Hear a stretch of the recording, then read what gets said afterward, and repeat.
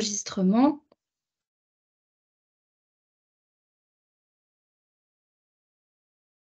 Donc, au programme de cette visioconférence, nous nous intéresserons dans un premier temps à l'importance des comptes rendus métiers, notamment à ceux qui garantissent la bonne identification de vos salariés. Nous continuerons par une présentation des outils mis à disposition par la MSA pour fiabiliser vos DSN, toujours dans un souci de sécurisation des droits des salariés. Et pour finir, une présentation des accompagnements attentionnés proposés par nos 3 caisses, Loire-Atlantique-Vendée, Mayenne-Orne-Sarthe et Maine-et-Loire, à destination des employeurs du régime agricole. Pour débuter, nous nous appuyons sur cette frise chronologique qui reprend les différentes étapes de la DSN. Une fois la paie finalisée, la DSN est générée et transmise aux différents organismes concernés, Agirc Arrco, DGFiP, MSA, qui mettent ensuite à votre disposition les comptes rendus métiers. Donc, les comptes rendus métiers, ça existe depuis la mise en place de la DSN en 2017. Ce point d'attention vraiment spécifique sur les comptes rendus métiers, on y reviendra plus en détail tout à l'heure. Il faut savoir que vous avez également accès aux données issues du service en ligne que vous retrouvez ici. Donc, un service en ligne visualiser et vérifier mes DSN, c'est le nom de ce service qui est proposé par la MSA et accessible sur votre espace MSA. Ce service en ligne, vous y avez accès, si je prends l'exemple, les données de la DSN de septembre, vous aurez accès à une analyse à compter du 25 octobre. Concrètement, dans quelques jours, si vous voulez, pour vous donner envie aussi d'aller visualiser dans quelques jours, si ce n'est pas déjà fait, les données au sein de ce service en ligne. Il faut savoir que votre DSN, elle a pu être déposée sans anomalie bloquante. Ça veut dire qu'elle répond à la norme en vigueur. Pour autant, les données présentes dans la DSN peuvent être identifiées comme nécessitant une correction de votre part. Ça peut être identifié au travers des CRM, mais aussi au travers de ce service en ligne que l'on vous présentera tout à l'heure. Intéressons-nous dans un premier temps au compte rendu métier, tout particulièrement au compte rendu métier lié à l'identification des salariés. Il est vraiment primordial de consulter vos comptes rendus métiers. Où est-ce que vous pouvez les trouver? Soit sur votre tableau de bord sur Net Entreprise, soit directement dans votre logiciel de paye. Ah, il y a eu, semble-t-il, un petit problème de connexion. Tout le monde m'entend bien? J'ai vu un message d'erreur passer. C'est bon, parfait. Donc, je continue. Donc, ces comptes rendus métiers, vous pouvez les trouver sur le tableau de bord DSN Net Entreprise ou directement intégrés dans votre logiciel de paye si vous êtes en machine-to-machine. Sur le tableau de bord DSN, il vous suffit de cliquer sur le flux DSN pour lequel vous souhaitez obtenir, visualiser le CRM identité ou le bilan d'identification des salariés. Vous aurez ainsi accès aux divergences d'état civil. Ces divergences d'état civil sont identifiées grâce au SNGI. Je ne sais pas si vous en avez déjà entendu parler, mais le SNGI, c'est le système national de gestion des identifiants qui répertorie l'état civil et le numéro de sécurité sociale, le NIR, des personnes qui relèvent d'un régime de sécurité sociale, quel que soit le régime de sécurité sociale d'appartenance. Le SNGI, il a la charge d'attribuer les numéros de sécurité sociale pour les personnes qui sont nées à l'étranger et qui viennent travailler en France, mais aussi de diffuser, de vous transmettre l'état civil, et le numéro de sécurité sociale aux organismes de protection sociale, dont la MSA fait partie. Si lorsque vous déposez votre DSN, tous les individus sont bien identifiés et qu'il n'y a aucun écart concernant l'état civil de vos salariés, ou le numéro de sécurité sociale ou la date de naissance. Dans ce cas-là, il sera mentionné sur votre tableau de bord l'information en toutes lettres, réussite du traitement au niveau du CRM identité. Si vous avez un message comme celui-ci, ça veut dire qu'il y a des divergences au niveau de l'état civil et qu'il y a des corrections qui doivent être apportées. Ces corrections, elles permettent de sécuriser la bonne attribution des droits à la bonne personne et, de ce fait, de limiter les risques d'une erreur d'identification. Il est essentiel, je le redis, de prendre en compte ces CRM identités pour éviter de fausser les droits de vos salariés, l'attribution à une autre personne ou la non-remontée de certains droits si l'identification n'est pas correcte à la source.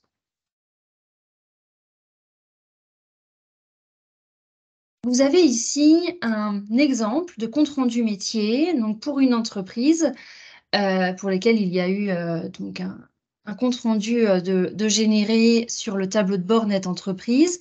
Et on peut y voir clairement une divergence concernant la fin du numéro de sécurité sociale. Vous visualisez ici ce qui a été transmis en DSN et ici, directement, les informations qui sont présentes donc dans le SNGI, le système qui permet de récupérer l'information concernant les numéros de sécurité sociale. Donc là, sur cet exemple-là, vous avez les éléments pour venir corriger votre DSN. S'il est encore temps, merci de privilégier une DSN annule et remplace, ou à défaut de venir corriger les informations le mois suivant.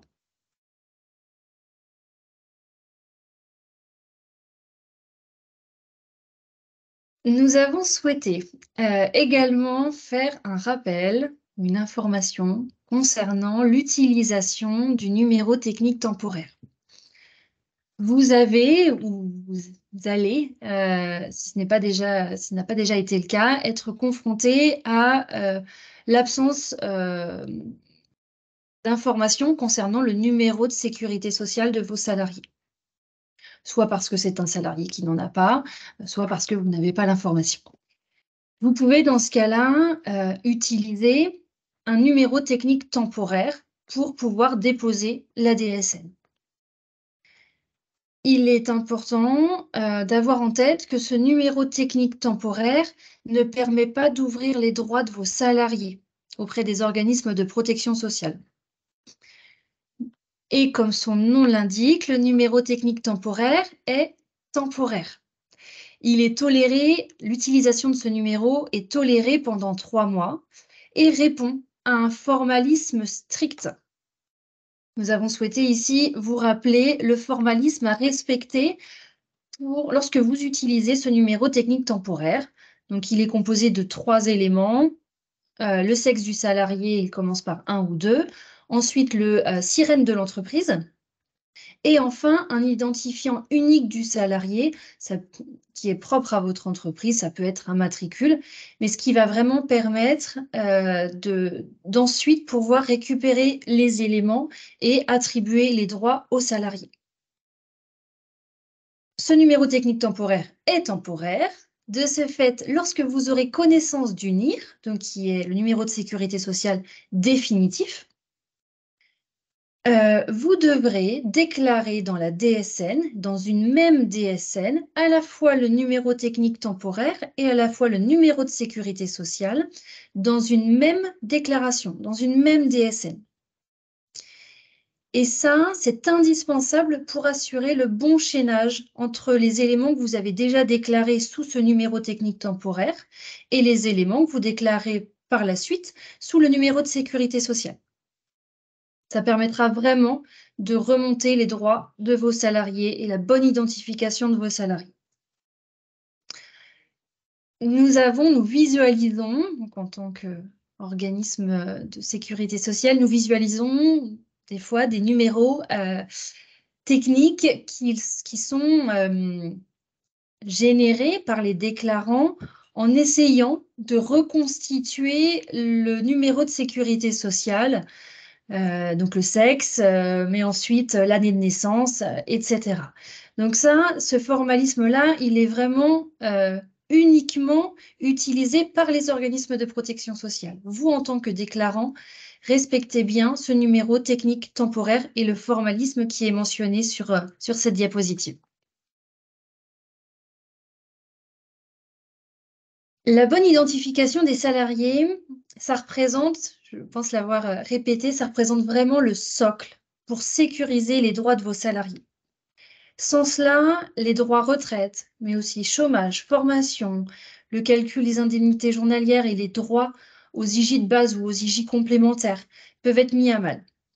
Donc vraiment, ensemble, à la fois au niveau de la MSA, mais vous aussi en tant que déclarant, on doit vraiment être vigilant à l'identification des salariés, mais aussi, pour aller plus loin, à la qualité des DSN que vous transmettez. Ensemble, nous sommes vraiment acteurs pour sécuriser les droits des salariés. Rappelons que la DSN, elle n'a pas uniquement pour objet la déclaration et le paiement des cotisations, elle a vraiment pour objet aussi de véhiculer des droits des salariés.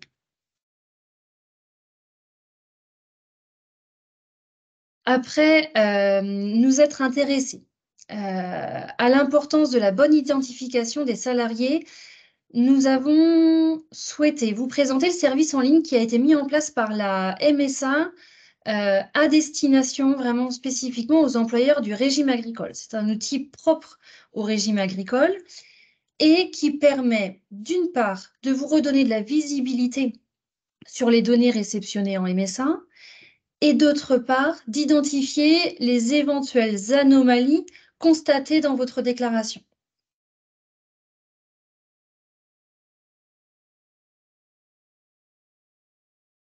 Cet outil, donc je le redis, il est vraiment propre au régime agricole et va vous permettre, lorsque vous allez déposer une DSN, va vous permettre de visualiser, grâce à une analyse automatique portée par la MSA, visualiser les anomalies, donc c'est le vocabulaire que l'on utilise, les anomalies déclaratives.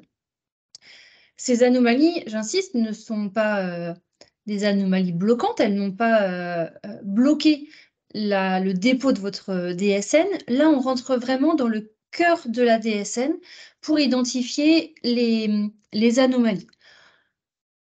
Qu'est-ce qu'une anomalie? Une anomalie, c'est une incohérence entre les données DSN que vous avez déclarées et les données attendues par la MSA.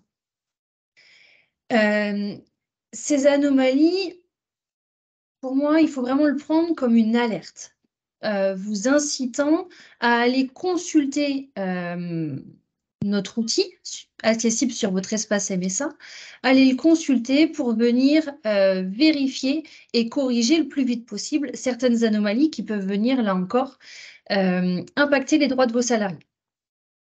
Il faut savoir que ces anomalies, elles n'ont pas forcément d'incidence financière.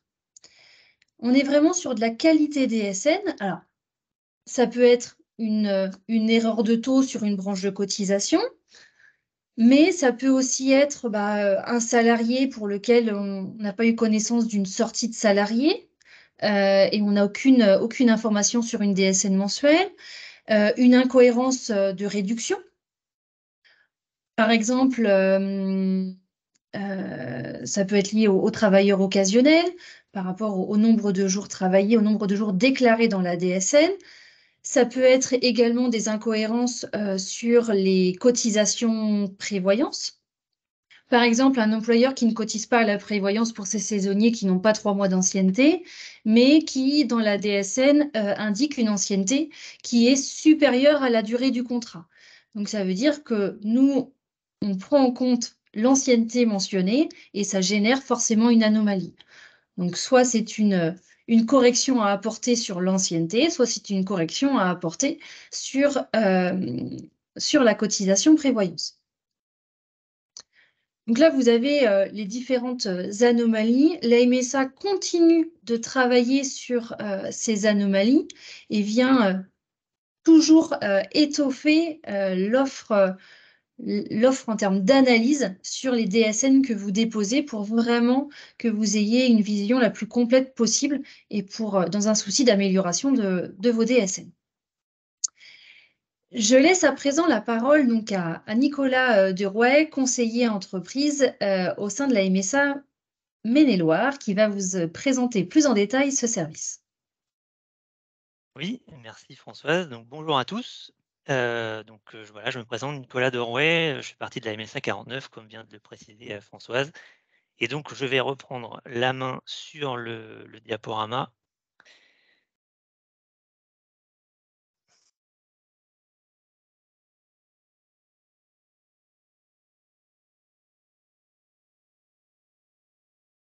Voilà et donc alors je pense que vous voyez tous bien mon écran. Donc je vais continuer donc avec, une explication un peu plus, précise sur les environnements en fait, du service en ligne. Qui est proposé, donc le service en ligne visualiser et vérifier mes DSN, donc proposé par la MSA. Tout d'abord, l'environnement, de l'espace, tiers déclarant. Donc pour l'espace tiers déclarant, le tiers déclarant en fait va se connecter donc à son espace privé et depuis son espace privé donc tiers déclarant, il va pouvoir accéder et bien, par ce chemin-là, donc dans mes dossiers, accéder par dossier dans DSN, DPAE, DTS, en cliquant sur vérifier mes DSN et il va pouvoir accéder à cet outil, visualiser et vérifier mes DSN pour pouvoir consulter eh bien, les anomalies des entreprises de son portefeuille. Quand il arrive sur son espace privé, donc tiers déclarant, il va tomber sur cet écran-là. Il y aura marqué donc contrôler mes DSN. On précise d'ailleurs que, ce service ne détecte qu'une partie des erreurs des DSN et pas un contrôle encore, exhaustif de, de l'ensemble des DSN, puisque c'est un outil qui est qui se développe, hein, petit à petit et donc lorsqu'il y a, des anomalies détectées par la MSA, sur un mois donné, eh bien, il va y avoir un un petit signalement avec un point d'exclamation sur fond rouge qui va donc indiquer qu'il y a des anomalies sur le mois concerné. S'il n'y a pas d'anomalie, il y aura à la place un petit V, sur fond vert, voilà, c'est pas noté sur le diaporama, mais voilà, quand il y a des anomalies, ça se présente de cette façon-là. Le tiers déclarant donc a ensuite possibilité pardon, de télécharger, un fichier CSV dans lequel il y aura eh bien, l'identification de l'établissement, il y aura la raison sociale, le numéro SIREN SIRET, il y aura le mois, une précision sur le mois, où il y a une anomalie et il y aura une précision sur le type d'anomalie. Donc là, par exemple, c'est une incohérence entre le bloc, adhésion, hem, par rapport à la convention, complémentaire santé. Donc là, en fait, il y a possibilité au tiers déclarant de visualiser ces anomalies détectées par la MFA et sur ce fichier CSV, il pourra, double-cliquer sur la ligne, correspondant à l'entreprise et précisément à l'anomalie, détectée et il aura accès à une fiche de correction, qui lui détaillera donc, eh bien, comment nous avons détecté cette anomalie. Ensuite, donc comme je vous disais, il y a 2 environnements. On vient de voir l'environnement tiers déclarant. Il y a donc un autre environnement, c'est l'environnement du déclarant, entreprise. Donc là, c'est un accès donc à l'entreprise qui dépose elle-même ses DSN et donc le service en ligne est accessible depuis l'espace privé entreprise. Il faut en fait aller se connecter donc à son espace privé et dans la rubrique DSN, DTS, DPAE, DTS, cliquez sur voir tous les services et vous avez ici donc visualiser et vérifier mes DSN, heu, voilà pour accéder au fameux service en ligne. Sur ce service en ligne, il y a donc 2 fonctionnalités. Il y a la fonctionnalité visualiser mes DSN. Cette fonctionnalité vous permet aux entreprises, agricoles, eh bien de, hem, d'accéder aux détails des cotisations que la MSA a reçues. Donc vous voyez ici, hein, en cliquant sur la fraction 1 sur 1, eh bien, on a ici possibilité de voir le montant des cotisations cumulées qui ont été reçues par la MSA. Donc ça permet à l'entreprise de regarder si le montant qu'elle a véhiculé, qui est parti depuis son logiciel de paye, est bien conforme à celui réceptionné, au montant réceptionné par la MSA. Donc il y a possibilité de voir cette fiche, on va dire cumulée, et possibilité de voir le détail en cliquant ici sur le petit icône ici avec la petite flèche qui va vers le bas, le petit triangle qui va vers le bas, pour avoir le détail, des cotisations par branche de cotisation. Donc vous avez ça, vous avez cette possibilité par rapport aux cotisations individuelles, et même chose par rapport aux réductions. Vous pouvez déplier ici le montant et avoir accès aux détails des réductions, que ce soit les réductions générales, réductions heures supplémentaires et autres. Donc ça, c'était la fonction visualiser mes DSN, et vous avez une autre fonctionnalité qui est la fonctionnalité vérifier mes DSN, et en fait, on signale le nombre d'anomalies que l'on a détectées. Alors le nombre d'anomalies, c'est le nombre de salariés en anomalie. Ce n'est pas le nombre de typologies d'anomalies, c'est le nombre de salariés concernés par une anomalie. Donc en cliquant sur le nombre d'anomalies, eh bien, vous allez avoir accès aux différentes typologies d'anomalies. Il faudra cliquer sur les différentes typologies d'anomalies pour avoir accès à une fiche de correction. Là, en cliquant sur incohérence de taux, vous allez avoir la fenêtre là qui va se déplier, et vous allez avoir accès à cette fiche de correction, et en cliquant sur voir la fiche de correction qui s'affiche ici. Donc là, on est sur une incohérence de taux sur la cotisation accident du travail, et donc vous avez sur cette fiche de correction bien une explication, heu, l'origine en fait de l'anomalie. Pourquoi nous on détecte une anomalie? Eh bien, on va le voir donc dans un exemple bien précis, que l'on on fait un une corré enfin on regarde en fait différentes rubriques de la DSN selon le cahier technique DSN. Heu, on contrôle en fait certaines rubriques et on regarde s'il y a des cohérences. Et là, dans un cas comme ça, on constate une incohérence entre le taux appliqué heu, et les différentes rubriques qui ont été alimentées dans le bloc contrat de la DSN. Mais ce que je vous propose, c'est de regarder ensemble, un exemple de cette incohérence de taux pour la cotisation accident du travail. Donc voilà pardon, vous avez ici un extrait du bloc contrat de la DSN d'une entreprise. Donc c'est un extrait du bloc, un extrait du fichier brut, hein, de la DSN, où vous avez donc différentes rubriques du bloc 40, et notamment nous, ce qui va nous intéresser, pour vérifier si le taux appliqué dans la DSN est bien conforme à ce que l'on attend, on va notamment faire un contrôle sur cette rubrique, la rubrique 40 du bloc contrat. C'est le code, risque, accident du travail. Donc c'est là où en fait on indique, dans cette rubrique le régime agricole, donc le RA, et puis le code APE, donc qui correspond à l'activité de l'entreprise. Donc on va regarder cette rubrique, et on va aussi regarder le taux appliqué, dans la DSN, qui est repris dans le bloc contrat, et ce taux est indiqué sur la rubrique 43 du bloc 40. Donc là, ici, dans un cas que dans cette situation, on voit que l'entreprise, nous a déclaré, heu un taux, à hauteur de 2,12 pour une activité correspondant à la polyculture élevage, donc correspondant au code APE 180. Voilà un état de ce que donc je vous ai présenté là le fichier brut. Voilà un état maintenant de ce que l'on reçoit en fait, en MSA. Tout à l'heure, donc c'était je viens de vous présenter le fichier brut.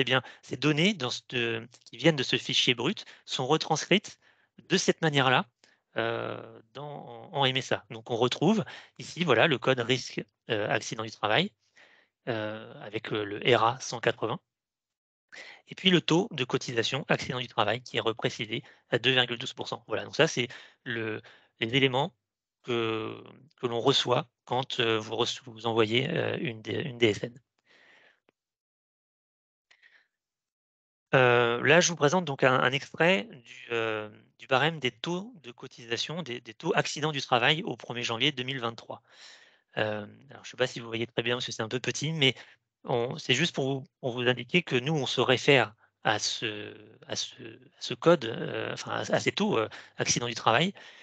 Et pour 2023, pour le risque accident du travail 180 qui correspond à la culture élevage non spécialisé, pardon, eh bien, le taux de droit commun est de 2,34%.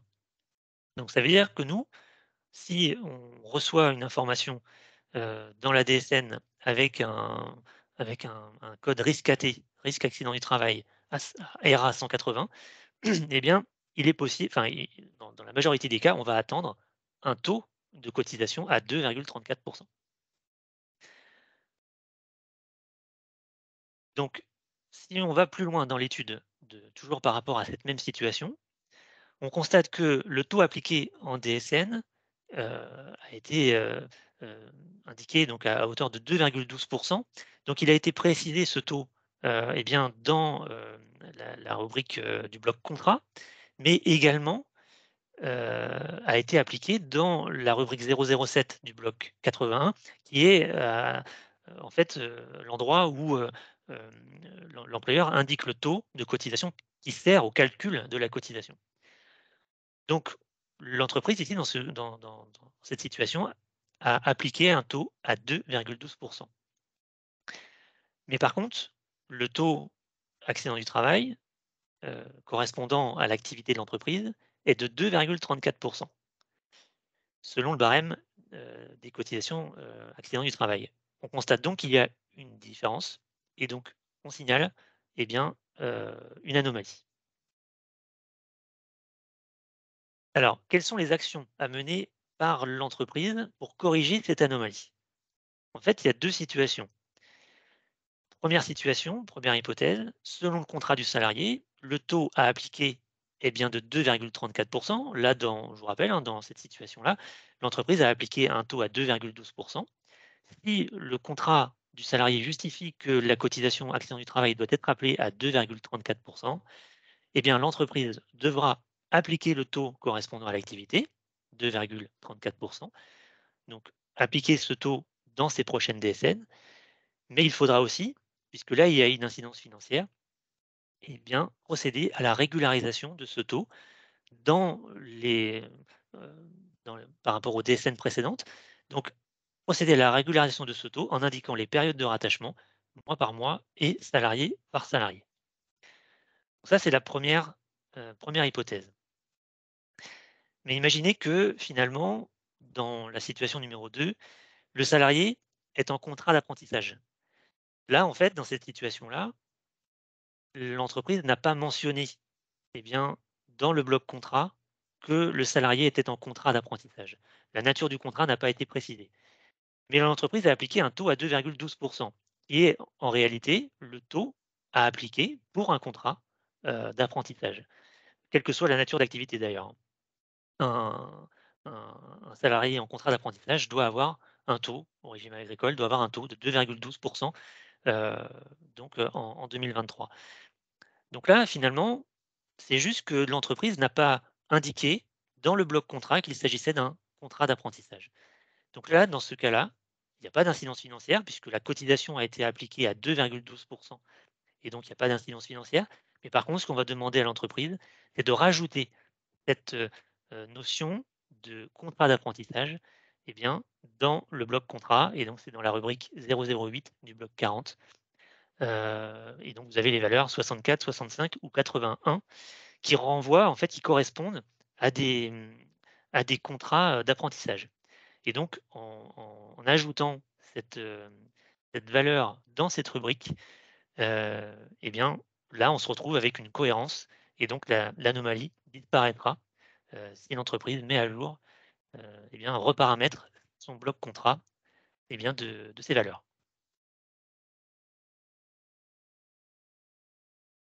Alors, est-ce qu'il y a des questions? Je ne sais pas si Caroline, dans le fil de discussion, il y a des questions?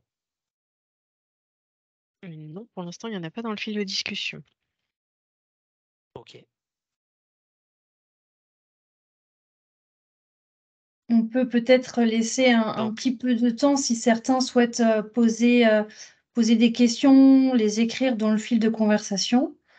Ou c'est peut-être très clair pour vous, que ça ne nécessite pas alors, de rentrer plus dans je le détail. poursuis, Françoise, donc par rapport à cette présentation, évidemment, là, c'est une, on vous a présenté, sommairement le service en ligne. Donc il y a eu cet exemple-là je vous ai présenté cet exemple, sur l'incohérence de taux accident du travail. Évidemment, il y a d'autres types d'anomalies. Il y a des cotisations absentes, des cotisations déclarées à tort. Évidemment, si vous avez donc, si vous voulez qu'on revoie en détail, si vous constatez que vous avez des anomalies de ce type et que vous souhaitez, les voir, avec nous, eh bien vous pouvez, prendre contact avec nous. On vous laissera nos coordonnées à la fin du diaporama pour que vous puissiez reprendre contact avec nous et qu'on étudie ensemble, eh bien les différentes anomalies. Alors moi pour la partie, Maine-et-Loire et puis Françoise pour la partie Loire-Atlantique-Vendée. Voilà, mais on pourra évidemment, si vous le souhaitez, revoir ensemble les, les les DSN, enfin vos situations, avec des rendez-vous plus personnalisés.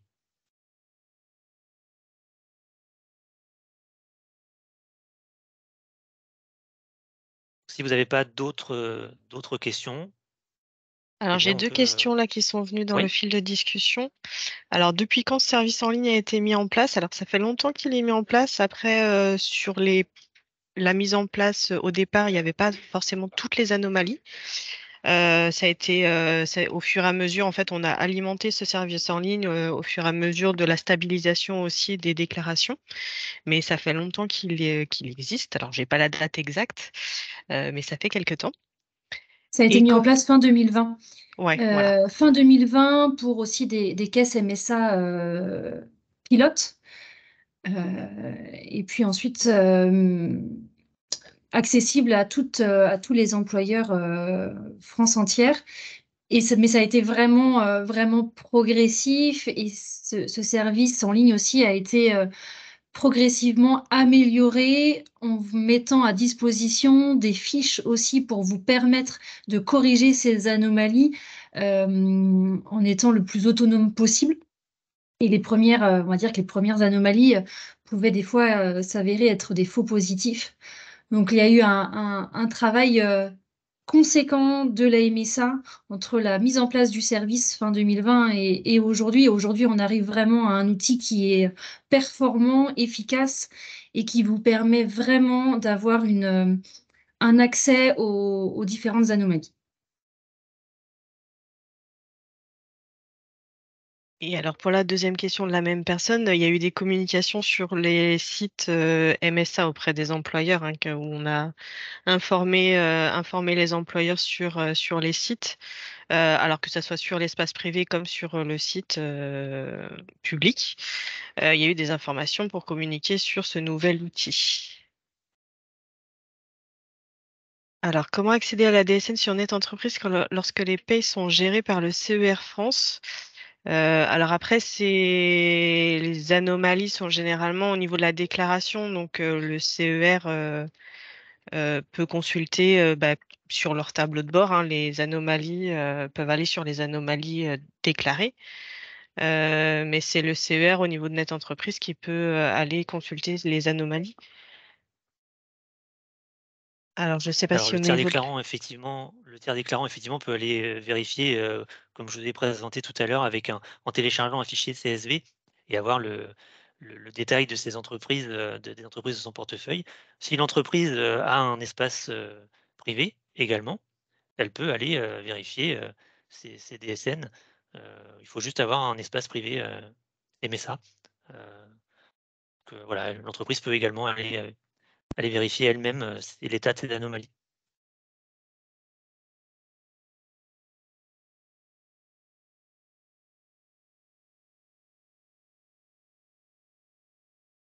Caroline, il y avait une autre question? Oui, il y a une dernière question. Auparavant, les taux AT ne devaient pas être régularisés par DSN. Y a-t-il d'autres éléments qui n'étaient pas régularisés via DSN qui doivent l'être ce jour?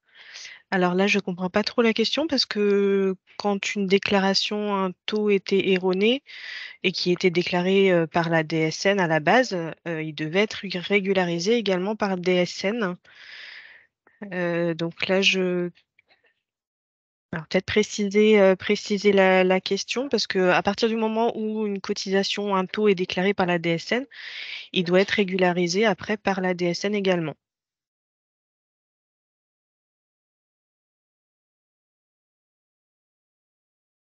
Si vous voulez plus d'informations, précisez la question, mais dans tous les cas, oui, il faut que ça soit régularisé par la DSN. Il y aura un autre temps dédié aux questions. Donc, vraiment, je vous incite à inscrire au fur et à mesure vos questions pour qu'on puisse aussi y répondre lors du prochain temps dédié aux questions. On va continuer sur la fiabilisation donc, de la DSN pour sécuriser les droits des salariés. Vous l'aurez vu, vous avez des outils qui sont mis à votre disposition, que ce soit les comptes rendus métiers ou le service en ligne accessible sur votre espace MSA sécurisé. Mais vous pouvez être... Pardon, hop. Petit problème de diaporama. Alors, hop, je recommence. Je reprends la main, excusez-moi. Les joies du direct.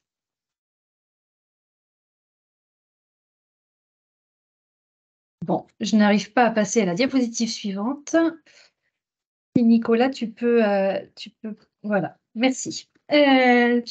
Donc, le constat, c'est qu'en 2017, lorsque la DSN a été mise en place, les déclarants n'avaient pas d'outils pour corriger les DSN réceptionnés en cas d'anomalie constatée.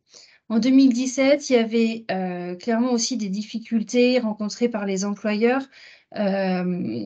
pour visualiser ce qu'ils déposaient et pour aussi visualiser ce que la MSA pouvait réceptionner et intégrer grâce au DSN. Donc, c'est dans ce contexte-là que la MSA a décidé, fin 2020, de créer cet outil visualiser et vérifier mes DSN. L'objectif, d'une part, c'est de redonner de la visibilité aux données intégrées en MSA, mais aussi d'améliorer la qualité des DSN. On s'est rendu compte que malgré la présence de cet outil, alors je peux le voir aussi, ça peut être aussi un outil qui est méconnu, mais malgré l'existence de cet outil, malgré les contacts qui ont pu être pris par la MSA à destination des employeurs pour les informer des régularisations qui devaient être effectuées sur les DSN lorsqu'il y avait des anomalies identifiées, les corrections n'étaient pas forcément apportées par les déclarants. Alors, les corrections sur les DSN futurs, en général, étaient quand même effectuées, mais par contre, seuls 40% des corrections étaient effectuées sur les DSN passés, donc les régularisations. Donc on le sait, hein, les régularisations peuvent aussi être lourdes à porter. Hein. On est sur des régularisations à l'individu, donc salarié par salarié et mois par mois. Mais pour autant, à partir du moment où il y a une anomalie d'identifier, c'est vraiment la marche à suivre en termes de régularisation. Donc c'est dans ce constat-là que la MSA a aujourd'hui engagé une démarche vraiment beaucoup plus proactive. Je te laisse passer là, voilà, merci. A engagé une démarche proactive à destination des employeurs de main-d'œuvre pour vraiment les accompagner donc, dans l'identification des anomalies par le service en ligne, par des échanges aussi pour les alerter sur ces anomalies et leur demander de faire les régularisations, et pour vérifier aussi avec avec les employeurs, avec les déclarants, de vérifier que les corrections apportées ont bien été prises en compte et intégrées au niveau de la MSA. On est dans une démarche progressive, dans une démarche d'accompagnement des employeurs pour vraiment améliorer la qualité des DSN. La phase préalable, c'est quand même l'utilisation du service en ligne. On vous renverra aujourd'hui, si vous êtes contacté par la MSA parce qu'il y a des anomalies qui ont été identifiées, ça sera essentiellement en lien avec le service en ligne. Je fais aussi le lien par rapport aux commentaires tout à l'heure. On adresse des notifications push par mail pour vous indiquer qu'il y a des rapports, qu'il y a des anomalies accessibles sur votre espace sécurisé MSA. Donc, si vous ne recevez pas ces notifications, c'est peut-être aussi l'occasion de vérifier les coordonnées que nous avons à notre niveau et à quelle adresse mail nous adressons ces notifications push pour s'assurer que vous les recevez bien et que vous pouvez ainsi bien les prendre en compte. Dans cette démarche progressive, si, et vraiment uniquement si, le déclarant n'est pas en capacité de venir corriger ses DSN, la MSA peut se substituer au déclarant. C'est vraiment en dernier recours que l'on viendra se substituer donc, au déclarant pour venir corriger les DSN. Alors, soit parce qu'il y a eu une omission en termes de déclaration, soit parce qu'il y a des corrections à apporter sur les DSN qui ont été déposés. Si la MSA se substitue au déclarant, voilà, si la MSA se substitue au déclarant, il y a des pénalités forfaitaires qui seront calculées par la MSA. N'ayez crainte, tout ça rentre dans un processus très encadré, avec l'envoi de courrier, avec des échanges MSA déclarants. Vous ne recevrez, voilà, il y a vraiment une volonté d'accompagnement pour vous permettre de corriger vous-même les déclarations si anomalie il y a. Mais je parle quand même, c'est quand même l'occasion de parler de ce cas de figure qui, on l'espère, sera exceptionnel, où l'on devra se substituer au déclarant en utilisant notamment des pénalités forfaitaires. Donc, décidément, j'ai des difficultés sur le diaporama. On va y arriver. Alors, les conditions d'application de ces pénalités. Elles rentrent dans un cadre strict. Ces pénalités sont forfaitaires et sont déterminées en fonction du plafond de la sécurité sociale. Donc là, on a plusieurs exemples. Si l'inexactitude concerne un seul salarié, la pénalité s'applique uniquement pour ce salarié. Si par contre elle se répète plusieurs fois, sur plusieurs mois et sur chaque salarié concerné, dans ce cas-là, on viendra multiplier cette pénalité forfaitaire, donc d'un montant de 13 € par le nombre de salariés et le nombre de DSN concernés. Ces pénalités, on l'espère aussi, auront un moyen incitatif aussi pour éviter d'en arriver à ce que la MSA se substitue au déclarant pour venir corriger les DSN. Il y a quand même un cas de figure à avoir en tête, c'est que vous pouvez être dans une difficulté pour effectuer vos corrections vous-même en autonomie si votre logiciel ne vous permet pas de faire ces corrections à votre niveau.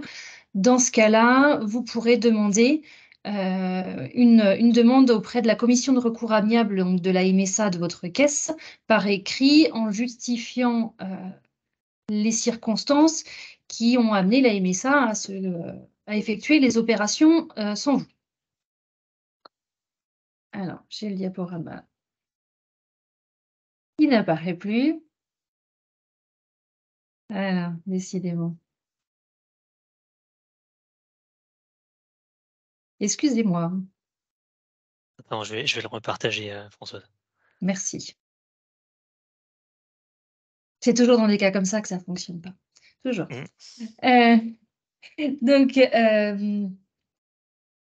vous avez la possibilité, donc je le disais, si vous n'êtes pas en capacité de le faire, de demander donc à ce que ces pénalités fassent l'objet d'une demande de remise auprès de la commission de recours amiable, et chaque dossier fera l'objet d'une analyse attentionnée par les élus qui siègent auprès de la commission. Il faudra transmettre, bien sûr, les pièces justificatifs et par exemple, une attestation de l'éditeur précisant bien que le logiciel ne permet pas de faire ces corrections. À défaut, ces pénalités seront calculées et seront dues. J'en parle, j'espère vraiment que voilà, on n'aura pas à utiliser ces cas de figure. Alors du coup, je vais reprendre, la fin du diaporama, pour vous parler, eh bien, du développement, de services, en fait, aux entreprises que l'on fait, depuis quelque temps. On propose, en fait, aux entreprises une offre de services, pour justement, parler de ces anomalies DSN, mais pas que. Hem On propose donc aux entreprises, eh bien, une rencontre qu'on aura préparée, en amont. L'idée, c'est de vous questionner déjà en amont, sur les différentes attentes que vous avez. Vous pouvez très bien avoir des questions sur la partie, des droits maladie, sur l'ouverture des droits, sur la partie accident de travail, sur la partie indemnité journalière. Vous avez peut-être des questions, sur ces thèmes-là. Ça peut être aussi la médecine du travail, ça peut être la retraite de vos salariés, l'action sanitaire et sociale. On peut évidemment faire des rendez-vous avec, en parlant donc des cotisations et des anomalies DSN, comme on vient de le faire avec vous, heu, aujourd'hui. Heu, Parler du recouvrement et aussi de la prévention des risques. Voilà, il y a et c'est aussi pour remettre en avant le fait que la MSA a un guichet unique et que, on peut organiser, au sein de votre entreprise, eh bien, des rencontres pour, aborder avec vous, eh bien, l'ensemble de ces thématiques, et vous apporter donc des informations, heu, des précisions sur les thèmes que vous souhaitez. Donc ça, c'est une offre de service que l'on développe depuis peu, et bien, auprès des entreprises du régime agricole.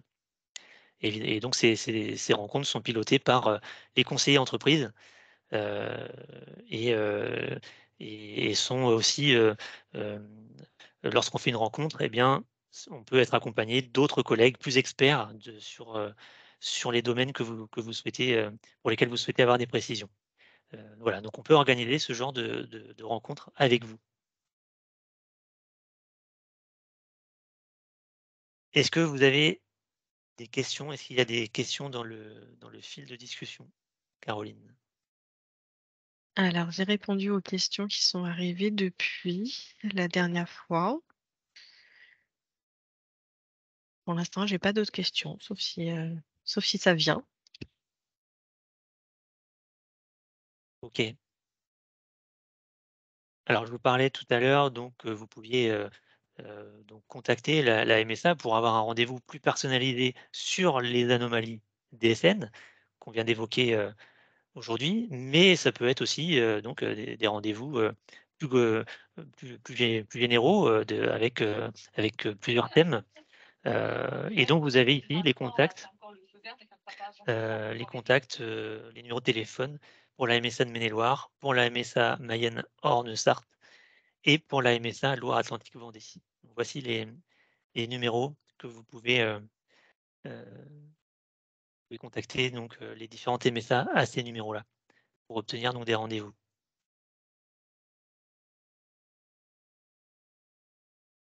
Alors, il y a une demande sur le service. Non, le service n'est pas payant. Le service en ligne? Alors, Je suppose, est-ce que ce service est payant? Alors, je ne sais pas si c'est le service en ligne ou si c'est par rapport au rendez-vous. Peut-être les rencontres. Oui, Alors non, pas du tout. C'est pas. dans tous les cas, l'un ou l'autre, c'est pas payant. C'est pas payant. C'est une offre de service organisée par les MSA. Donc on vous demandera rien de plus. C'est une offre de service. Donc non, c'est pas du tout payant. Je laisse les numéros si vous voulez les noter. Ces supports, de toute façon, seront mis en ligne sur le site Net Entreprise. Et puis pour terminer, on vous laisse cette diapo pendant quelques instants pour que vous puissiez flasher ce QR code. C'est pour une enquête de satisfaction. Donc, on vous demande, si vous le souhaitez, donc de flasher ce QR code pour répondre euh, euh, pour, euh, pour répondre en fait à un questionnaire de satisfaction par rapport à ce qui vient de vous être présenté.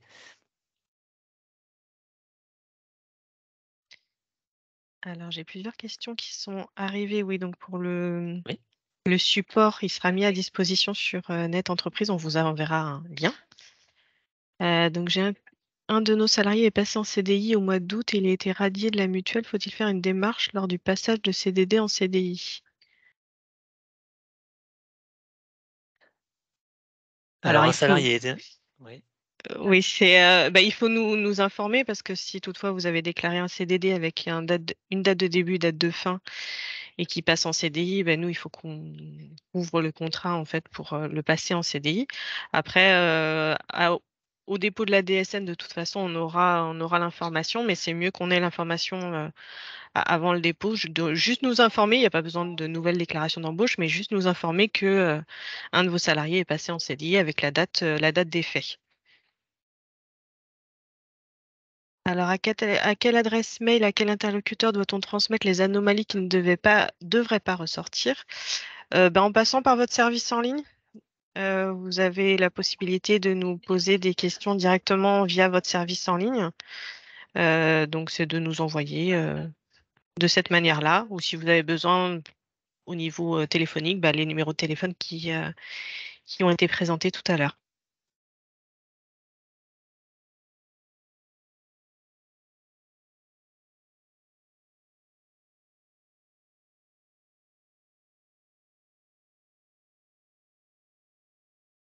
La dernière question pour l'instant.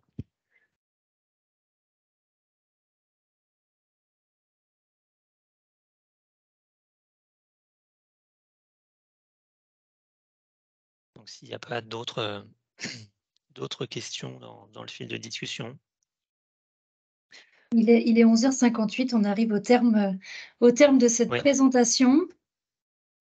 J'espère que ce webinaire aura répondu à vos attentes. Et comme l'a très bien précisé Nicolas, n'hésitez pas à nous solliciter. On est là pour vous accompagner. Là, on est sur une présentation globale, mais bien sûr, on pourra s'intéresser plus en détail aux spécificités de votre entreprise pour vraiment vous apporter un accompagnement attentionné. Donc n'hésitez surtout pas et on va peut-être remettre la diapositive sur le questionnaire de satisfaction pour ceux qui n'ont pas pu flasher le QR code. Il y a uniquement 2 questions, donc très, très rapide et très synthétique comme questionnaire de satisfaction. On compte sur vos retours. Merci à tous et bonne journée. Merci à tous. Bonne journée.